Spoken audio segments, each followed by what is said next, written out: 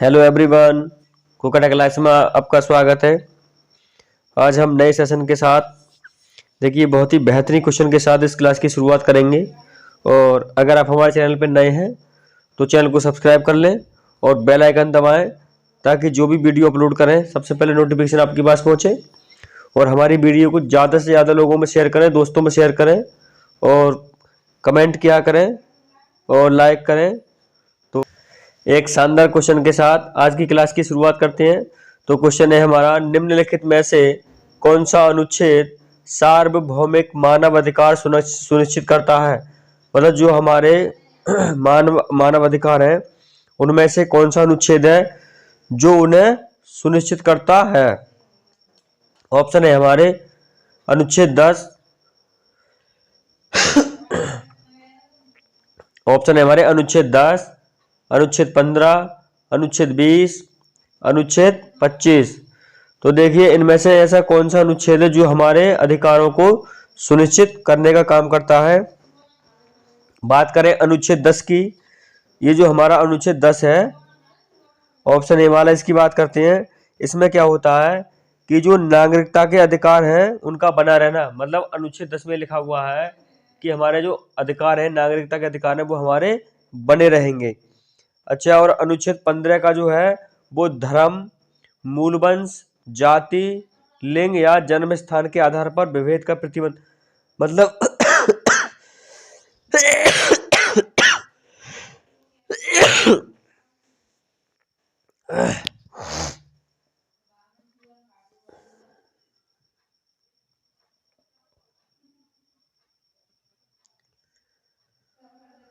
तो आज की क्लास की शुरुआत करेंगे एक बेहतरीन क्वेश्चन के साथ।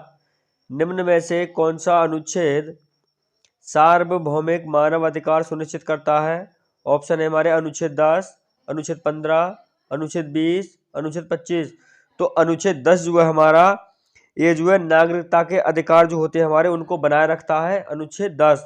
और अनुच्छेद 15 जो है हमारा वो जाति, धर्म, मूल या जन्म स्थान के आधार पर आप किसी में विभेद नहीं कर सकते, भेदभाव नहीं कर सकते, अनुच्छेद 15 में है। और बात करें अनुच्छेद 20 की, तो अनुच्छेद 20 में क्या है कि अपराध जो होता है, अपराधों के लिए दोष सिद्ध के संबंध में ये हमारी रक्षा करता है, संरक्षण करता है। मतलब अगर हम पे कोई गलत अपराध साबित हो जाए तो हम अनुच्छेद 20 के तहत जो है अपना बचाव करेंगे। अच्छा, बात करें अनुच्छेद 25 की, तो इसमें क्या है, अंतःकरण की और धर्म के अबोध रूप से, मतलब माने, आचरण और प्रचार करने की, मतलब ये है अनुच्छेद 25 जो है हमारा, हम जिस धर्म को मानते हैं उस धर्म का प्रचार प्रसार कर सकते हैं, ये हमारा अनुच्छेद 25 में दिया है। तो देखिए ये जो हमारा क्वेश्चन है, जो हमारे मानव अधिकार हैं, तो अभी हमने जितने अनुच्छेद दिए सबके बारे में चर्चा करी। तो इस जो क्वेश्चन का जो उत्तर होगा हमारा करेक्ट आंसर वो अनुच्छेद 15 हो जाएगा। जो मानव अधिकार है हमारे, सार्वभौमिक मानव अधिकार सुनिश्चित कराएगा हमारा अनुच्छेद 15। ऑप्शन बी जो है वो हमारा करेक्ट हो जाएगा। अगले क्वेश्चन की ओर बढ़ते हैं। अगला क्वेश्चन है हमारा, निम्नलिखित में से या निम्न में से प्राचीनतम वेद कौन सा है। ऑप्शन हमारे इस प्रकार है। ऑप्शन है हमारे ऋग्वेद, यजुर्वेद, सामवेद, अथर्ववेद। ये 4 वेद हैं। इन चारों वेदों में सबसे पुराना वेद कौन सा है ये हमें पता करना है। देखिए ये तो सबसे पुराना वेद जो है हमारा वो ऋग्वेद है। ऑप्शन ए जो है हमारा वो करेक्ट हो जाएगा। ये ऋग्वेद क्यों है, क्योंकि ये जो है ऋग्वेद में इंद्र जो देवता थे, हिंदू धर्म में इंद्र देवता जो थे उन्हें ऋग्वेद में प्रमुख देवता माना गया है। इसमें इंद्र का 250 बार उल्लेख किया गया है। मतलब जो ऋग्वेद है हमारा हिंदू धर्म का ग्रंथ जो है, ये वेद जो है, इसमें क्या है कि जो इंद्र देवता थे उनका 250 बार बखान किया गया है, यानी उनका जिक्र आया है 250 बार। और इस वेद में 10 मंडल हैं। ऋग्वेद के 10वें मंडल में चतुर्वर्ण की संकल्पना की गई है। इसका जो 10वां मंडल है उसमें चतुर्वर्ण की संकल्पना की गई है। तो ऑप्शन ए जो है इसका करेक्ट हो जाएगा। ऋग्वेद जो है सबसे प्राचीन वेद है। ऑप्शन बी, क्वेश्चन 3 की बात करें, बुद्ध का जन्म स्थान है। जो गौतम बुद्ध थे वो कहाँ पैदा हुए, कहाँ उनका जन्म हुआ, अयोध्या में, सारनाथ में, लुम्बिनी में या बोधगया में? गौतम बुद्ध का कहाँ जन्म हुआ था? तो देखिए जो महात्मा गौतम बुद्ध थे उनका जो जन्म हुआ था वो लुम्बिनी में हुआ था। ऑप्शन सी जो है वो करेक्ट हो जाएगा। महात्मा गौतम बुद्ध का जन्म लुम्बिनी में हुआ था। ये शाक्य गणराज्य में था लुम्बिनी नामक स्थान, जो वर्तमान में उत्तर प्रदेश के सिद्धार्थनगर जिले में है। सिद्धार्थनगर जिले में है, यूपी के सिद्धार्थनगर जिले में है लुम्बिनी नामक स्थान। इनके पिता शाक्य गणराज्य कपिलवस्तु के शासक थे और जिनका नाम शुद्धोधन था, और इनकी माता का नाम महामाया था। गौतम बुद्ध की माँ का नाम महामाया और पिता का नाम शुद्धोधन था, और ये शाक्य गणराज्य के इनके पिता राजा थे और ये उनके पुत्र थे। ऑप्शन सी जो सही हो जाएगा इसका, लुम्बिनी। अगला क्वेश्चन देखते हैं, कोणार्क मंदिर कहाँ स्थित है? ये जो कोणार्क मंदिर है ये कहाँ स्थित है? राजस्थान में, मध्य प्रदेश में, उड़ीसा में, तमिलनाडु में? तो देखिए जो हमारा कोणार्क मंदिर है ये उड़ीसा राज्य के पुरी जिले में स्थित है। यानी उड़ीसा में एक जिला पड़ता है पुरी, तो पुरी में कोणार्क मंदिर स्थित है उड़ीसा का जो। और जो हमारा यूनेस्को है तो उसने 1984 ईस्वी में इसे विश्व धरोहर में शामिल किया। मतलब विश्व में जो धरोहर है उनमें से ये एक है। 1984 में यूनेस्को द्वारा इसे विश्व धरोहर में शामिल किया गया था। कोणार्क मंदिर उड़ीसा के पुरी जिले में है स्थित है। अगला क्वेश्चन देखते हैं अब, निम्न में से कौन सा मौलिक अधिकारों के उपयोग का एक उदाहरण नहीं है? मतलब जो हमारे मौलिक अधिकार हैं उनमें से कौन सा एक उदाहरण नहीं है? देखते हैं ऑप्शन। बिहार के श्रमिकों का पंजाब में रोजगार तलाशना, ये ऑप्शन हमारा पहला है। ऑप्शन दूसरा है ईसाई मिशनरियों द्वारा मिशन स्कूल की स्थापना। ऑप्शन सी है समान पद पर कार्य कर रहे महिला और पुरुषों द्वारा समान वेतन प्राप्त करना। और ऑप्शन डी है बच्चों द्वारा पैतृक संपत्ति का उत्तराधिकार पाना। तो ऑप्शन डी जो है वो हमारा करेक्ट हो जाएगा, क्योंकि भारतीय संविधान यानी इंडियन कॉन्स्टिट्यूशन द्वारा 6 प्रकार के मौलिक अधिकार दिए गए हैं हमें। जैसे समानता का अधिकार है, मतलब जो हमारा इंडियन कॉन्स्टिट्यूशन है उसमें 6 प्रकार के हमें अधिकार मिले हैं संविधान के द्वारा। समानता का अधिकार, स्वतंत्रता का अधिकार, मतलब हमें समानता का अधिकार, हर चीज में हमें समानता दी जाएगी। स्वतंत्रता का अधिकार यानी हर चीज में हमें आजादी मिलेगी, फ्रीडम। शोषण के विरुद्ध अधिकार, मतलब कोई हमारा शोषण नहीं कर सकता, कोई हम पे अत्याचार नहीं कर सकता, उसके लिए हमें अधिकार दिया गया है संविधान में। शिक्षा एवं संस्कृति का अधिकार, मतलब जो शिक्षा है हम कहीं भी पढ़ सकते हैं, पूरे भारत में, पूरे विश्व में कहीं भी पढ़ सकते हैं, हमें अधिकार है। हमारी संस्कृति को भी हम संस्कृति शिक्षा का अधिकार हमें है। अच्छा, अल्पसंख्यक एवं संवैधानिक उपचारों के अधिकार शामिल हैं। प्रारंभ में क्या हुआ था कि संपत्ति का जो अधिकार था ये एक मौलिक अधिकार के रूप में वर्णित था, परंतु एक 44 अमेंडमेंट हुआ था, संविधान संशोधन। 44वें संविधान संशोधन में क्या हुआ था कि इस अधिकार को हटा दिया गया। जो संपत्ति का अधिकार था, जो 44वां संविधान संशोधन हुआ था 1978 में, तो मौलिक अधिकार की जो श्रेणी थी इसमें से इसे निकाल दिया गया और इसे रख दिया अनुच्छेद 3 का में। मतलब 44वें संविधान संशोधन जो हुआ था 1978 ईस्वी में, तो जो मौलिक अधिकारों की सूची थी उसमें से संपत्ति के अधिकार को हटा करके अनुच्छेद 300 का में रख दिया। तो ऑप्शन डी जो है वो हमारा सही हो जाएगा। अगला क्वेश्चन देखते हैं, ह्यूमन डेवलपमेंट रिपोर्ट में 2010 में भारत का स्थान कौन सा था? मतलब एक जो हमारे ह्यूमन यानी मानव के ऊपर एक विकास रिपोर्ट तैयार की गई थी, तो 2010 में भारत का कौन सा स्थान था? 116, 119, 123, 132? तो देखिए जो ह्यूमन डेवलपमेंट रिपोर्ट तैयार की गई थी तो भारत का उसमें 119वां स्थान था। ऑप्शन बी जो है वो हमारा करेक्ट हो जाएगा, 119, ऑप्शन बी। इसमें क्या हुआ था, जो HIDA 2018 में भारत का रैंक था, 2018 में रैंक हमारा बढ़ गया था, 131वां स्थान हो गया था।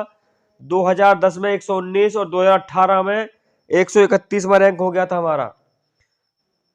बात करते हैं अगले क्वेश्चन की।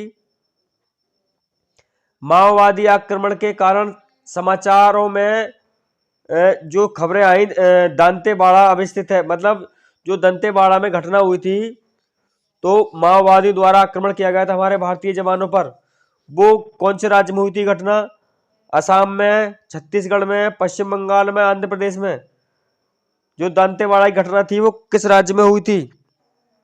तो देखिए जो दंतेवाड़ा है वो छत्तीसगढ़ राज्य के बस्तर जिले में स्थित है। जो छत्तीसगढ़ स्टेट का बस्तर डिस्ट्रिक्ट है उसमें घटना हुई थी। तो ऑप्शन बी जो है इसका सही हो जाएगा, छत्तीसगढ़ में। अगले क्वेश्चन की ओर बढ़ते हैं। निम्न में से कौन संविधान सभा के सदस्य थे? जो हमारी कॉन्स्टिट्यूशन समिति थी उसके सदस्य कौन थे? इनमें से पंडित नेकीराम शर्मा, सर छोटू राम, श्री रणबीर सिंह हुड्डा या श्री शेर सिंह? बताइए सही उत्तर इसमें से क्या होना चाहिए हमारा? तो देखिए जो रणबीर सिंह हुड्डा थे हमारे, श्री रणबीर सिंह हुड्डा। ये जो टाइपिंग वाले सारे ये गलतियां कर देते हैं, पता नहीं कैसे टाइपिंग करते हैं। तो इसका ऑप्शन सी जो सही हो जाएगा हमारा, श्री रणबीर सिंह हुड्डा। ऑप्शन सी जो है करेक्ट हो जाएगा। इनका पूरा नाम है Shri Ranbir Singh Hooda. Option C correct हो जाएगा। अगले क्वेश्चन की ओर बढ़ते हैं। रसोई घर में अग्नि से सुरक्षात्मक उपाय के रूप में क्या अपनाया जाना चाहिए? ऑप्शन है हमारे, मतलब जो हमारी किचन होती है उसमें जो आग लगने के सुरक्षात्मक उपाय है वो कौन कौन से होने चाहिए? प्राथमिक चिकित्सा मंजूषा, अग्निशामक यंत्र, अग्निरोधक प्रणाली या अग्नि रहित यंत्र? बताइए इसमें से कौन सा ऑप्शन सही होगा? तो देखिए जो हमारी किचन होती है उसमें हमें करना क्या चाहिए? हमें अग्निशामक यंत्र रखने चाहिए किचन में, ताकि उससे आग को बुझाया जा सके। और अग्निशामक यंत्र होते हैं हमारे जिनमें कार्बन डाइऑक्साइड के जो सिलेंडर होते हैं और नाइट्रोजन गैस संपीड़ित अवस्था में भरी होती है, मतलब जो हमारे सिलेंडर होते हैं CO2 के भरे हुए, वो हमें रखने चाहिए। ऑप्शन बी जो हमारा करेक्ट हो जाएगा।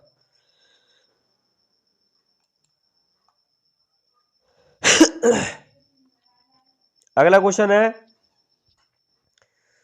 निम्न में से किसका मूल उद्भव स्थान भारत नहीं है? मतलब ये जो चीजें दे रखी हैं इनमें भारत का, मतलब भारत में नहीं है उनका उद्भव, मतलब इनमें से कौन सी चीज भारत में पैदा नहीं हुई है? आम, केला, नारियल, स्ट्रॉबेरी? तो देखिए ये सारी चीजें भारत में हुई हैं, लेकिन स्ट्रॉबेरी जो है वो भारत की नहीं है। स्ट्रॉबेरी जो है वो भारत में पैदा नहीं हुई है। आम, केला, नारियल ये भारत के मूल उद्भव है। जो हमारी स्ट्रॉबेरी है वो यूरोप का है, मतलब स्ट्रॉबेरी जो हमारे हैं वो यूरोप से आई थी। तो ऑप्शन डी जो है वो हमारा करेक्ट हो जाएगा। अगले क्वेश्चन की ओर बढ़ते हैं। निम्नलिखित में से कौन से पक्षी के नर व मादा दिखने में समान होते हैं? मतलब नर और मादा में हम कंफ्यूज हो जाते हैं और दोनों समान दिखते हैं, तो इनमें से ऐसा कौन सा पक्षी है? ऑप्शन है हमारे बुलबुल, कोयल, गौरैया या मधुखोरा? तो देखिए जो नर और मादा में हम अंतर नहीं कर पाते हैं वो होती है हमारी बुलबुल। बुलबुल में नर मादा में अंतर करने में परेशानी आती है। ऑप्शन ए जो सही हो जाएगा। क्वेश्चन नंबर 12, श्रमिक मधुमक्खी अन्य मधुमक्खियों को भोजन के स्रोत की दिशा ज्ञात कराती हैं। मतलब जो हमारी मधुमक्खियां होती हैं वो जो और मक्खियां होती हैं उन्हें अपने पास कैसे बुलाती हैं?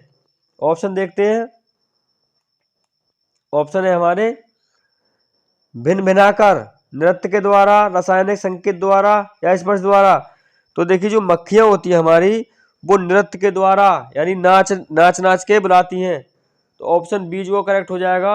आपने देखा होगा कि जो मधुमक्खी होती है हमारी वो नाच नाच के बुलाती है नृत्य के द्वारा, मतलब बहुत सारी जो मक्खियां होती है इकट्ठी आती हैं और एक सर्किल में घूमने लगती हैं, तो नृत्य के द्वारा वो अन्य मक्खियों को बुलाती है अपने पास। ऑप्शन बी जो है सही हो जाएगा। अगला क्वेश्चन है हमारा, भारत में हरित क्रांति का जनक कहा जाता है? मतलब हमारे देश में हरित क्रांति का जनक किसे कहा जाता है? कौन लेकर आया था हरित क्रांति? ऑप्शन है हमारे प्रोफेसर बीरबल साहनी को, डॉक्टर MS स्वामीनाथन को, प्रोफेसर MOP अयंगर को या डॉक्टर B कुरियन को? तो देखिए जो हमारे हरित क्रांति के जनक थे, हरित क्रांति लेकर आए थे हमारे देश में? Doctor MS Swaminathan.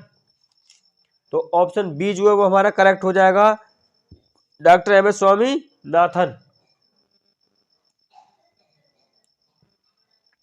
अगले क्वेश्चन की ओर बढ़ते हैं। बर्फ पर अंडे देने वाला कौन सा पक्षी है?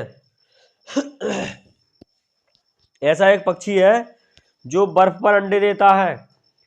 ऑप्शन है हमारे Arctic tern, humming bird, albatross या पैगविन। तो देखिए बर्फ पे जो अंडे देने वाला पक्षी है हमारा वो पैगविन है। ये अंटार्कटिका के बर्फीले इलाकों में पाई जाती है। जो अंटार्कटिका है वहां के जो बर्फीले इलाके हैं वहां ये पाई जाती है और ये बर्फ पर अंडे देती है। और जो हमारी नर पैगविन इन अंडों की देखभाल करता है और ये अपना लगभग आधा जीवन धरती पर और आधा जीवन महासागरों में बिताते हैं। मतलब जो इनकी लाइफ है आधी धरती पर और आधी महासागरों में बिता देते हैं। तो ऑप्शन जो है इसका डी जो है करेक्ट हो जाएगा। अगला क्वेश्चन देखते हैं।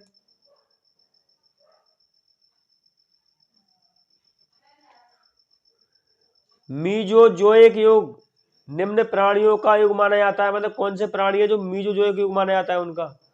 उभयचर जीवों का, सरीसृप जीवों का, पक्षियों का, स्तनधारी जीवों का? तो उभयचर जीव वो होते हैं जो रात में ज्यादातर निकलते हैं और सरीसृप होते हैं रेंगने वाले, और पक्षी तो हमारे होते ही सब स्तनधारी वो होते हैं जो बच्चे देते हैं।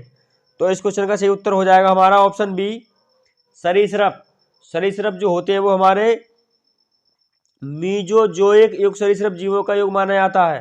ऑप्शन बी जो है वो करेक्ट हो जाएगा हमारा सरीसृप। अगले क्वेश्चन की ओर बढ़ते हैं।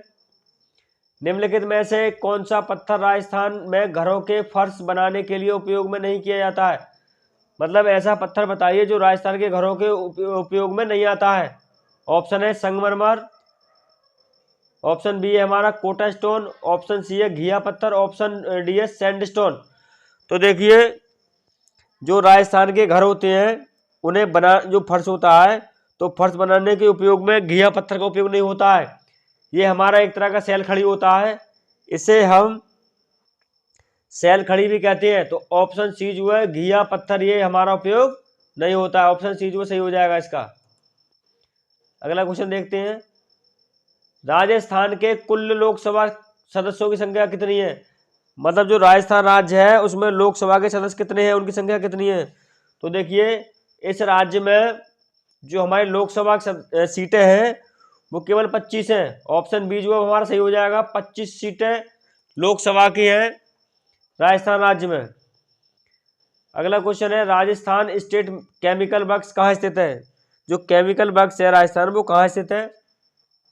ऑप्शन है हमारे पहला ऑप्शन दिया है डीडवाना, नागौर, बाड़मेर, परबतसर।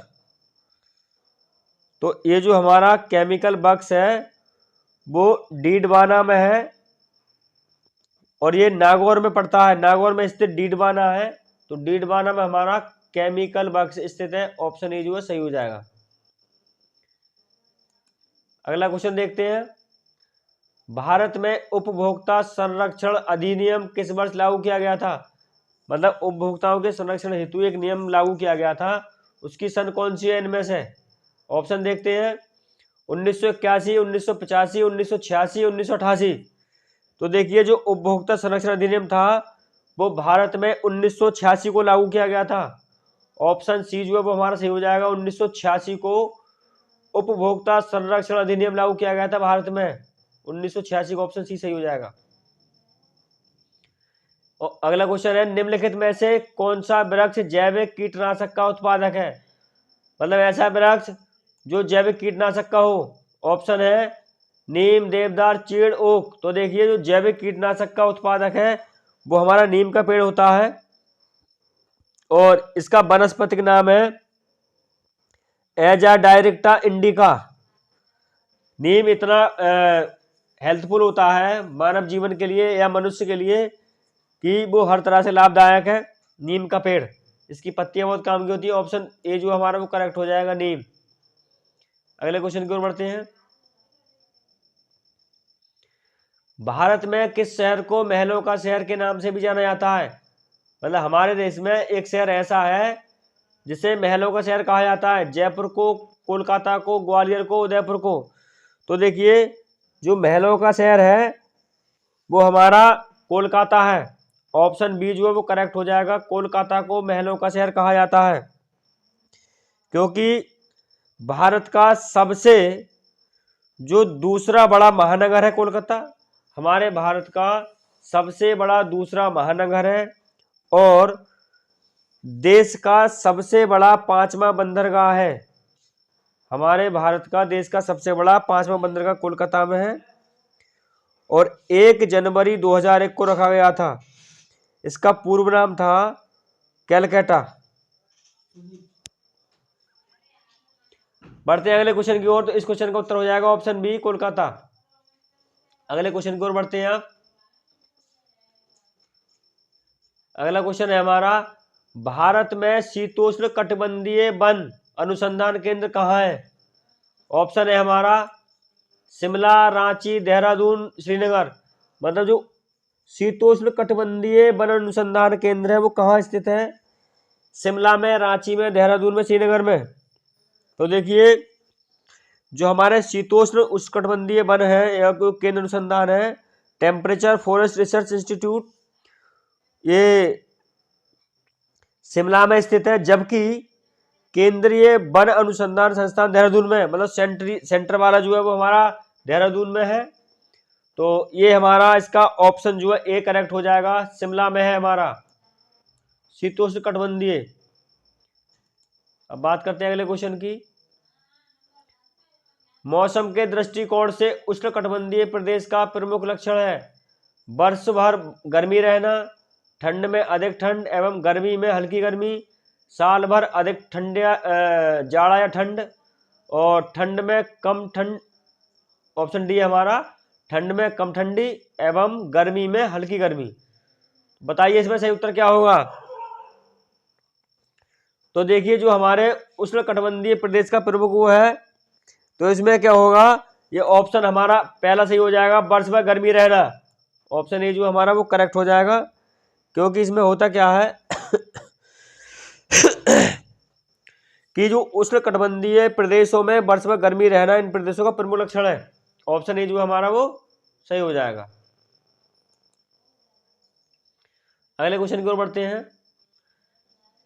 किस सिंचाई प्रणाली से सर्वाधिक जल संरक्षण होता है? मतलब ऐसी कौन सी तकनीकी है जिससे जल को अधिक समय तक सुरक्षित रखा जाए? ऑप्शन है हमारे चड़स, ट्यूबवेल, बूंद सिंचाई, फव्वारा।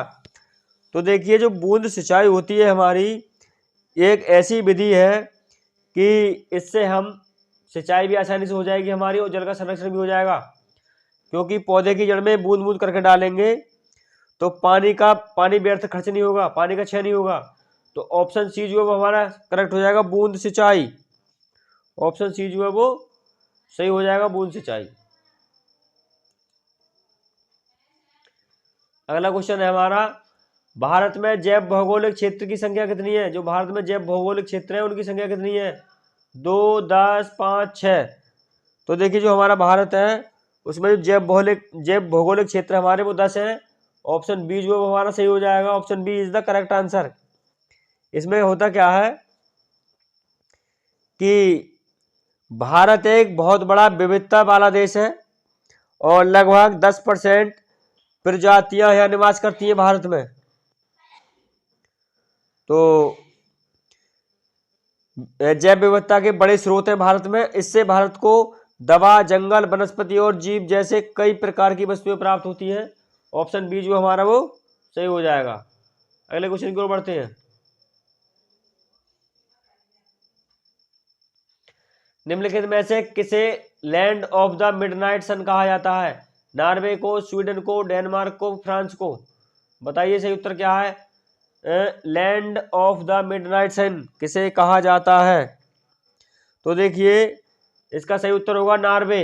नॉर्वे को लैंड ऑफ द मिडनाइट सन कहा जाता है। नॉर्वे इसका सही उत्तर होगा, क्योंकि नॉर्वे उत्तरी छोर पर स्थित है और हैमरफेस्ट नामक शहर में मध्य रात्रि को भी सूरज दिखाई पड़ता है। मध्य रात्रि को भी यहाँ पर 24 घंटे सूर्य क्षितिज पर दिखाई देता है, इसलिए इस देश को लैंड ऑफ द मिडनाइट सन कहा जाता है। तो ऑप्शन ए जो हमारा सही हो जाएगा। अगला क्वेश्चन देखते हैं, अंडमान को निकोबार से कौन सा जल स्रोत पृथक करता है? जो अंडमान है, तो अंडमान को निकोबार से कौन सा जल स्रोत है जो अलग करता है? 11 डिग्री चैनल, 10 डिग्री चैनल, या पार्क स्ट्रेट, या मन्नार की खाड़ी? तो देखिए इसका सही उत्तर होगा हमारा option B, 10 degree channel. Option B जो है वो सही हो जाएगा। अगले क्वेश्चन की ओर बढ़ते हैं। अगला क्वेश्चन है, पूर्णतः कार्बनिक यानी ऑर्गेनिक बनने वाला प्रथम भारतीय राज्य कौन सा है? मतलब ऐसा राज्य बताइए जब पूर्ण तरह से ऑर्गेनिक चीजें बनती हूँ। मेघालय, सिक्किम, मणिपुर, असम। देखिए पूर्ण रूप से ऑर्गेनिक जो हमारा बनने वाला राज्य है वो सिक्किम है। यहाँ क्या है, लगभग कृषि भूमि पर चारों ओर 75,000 हेक्टेयर भूमि पर धीरे धीरे जैविक खाद्य उत्पादन के लिए राष्ट्रीय कार्यक्रम निर्धारित किए गए हैं, जिसके परिणाम स्वरूप ये भारत का प्रथम जैविक राज्य बन गया है। 75,000 हेक्टेयर भूमि पर जैविक खाद बनाया जा रहा है। ऑप्शन बी जो सही हो जाएगा सिक्किम में। सिक्किम राज्य जो है भारत का प्रथम ऐसा राज्य है कि यहाँ जो है जैविक खाद बनने वाला प्रथम राज्य हो गया है ये सिक्किम। अगले क्वेश्चन की ओर बढ़ते हैं। इनमें से कौन सा यूनेस्को का विश्व विरासत स्थल नहीं है? ऑप्शन है हमारे, अजंता की गुफाएं महाराष्ट्र में है, जो कि लाल किला नई दिल्ली में है, विक्टोरिया स्मारक कोलकाता में है, काजीरंगा वन्य विहार असम में है।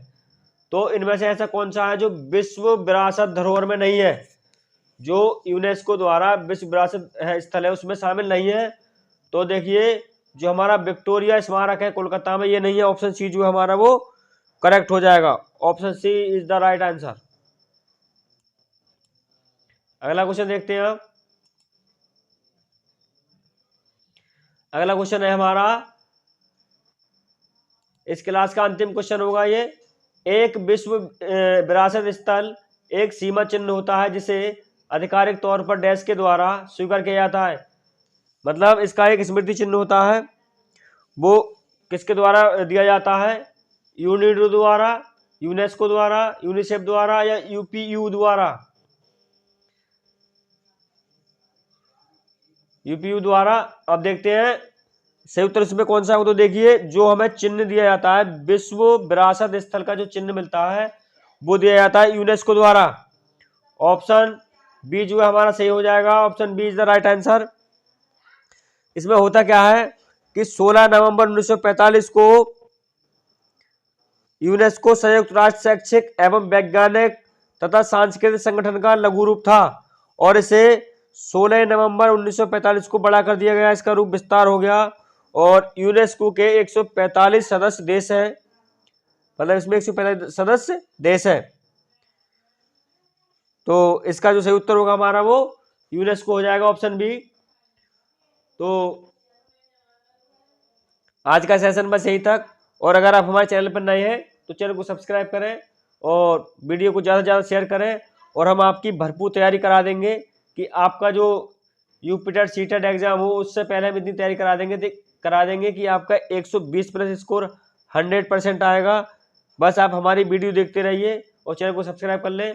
जय हिंद, वंदे मातरम।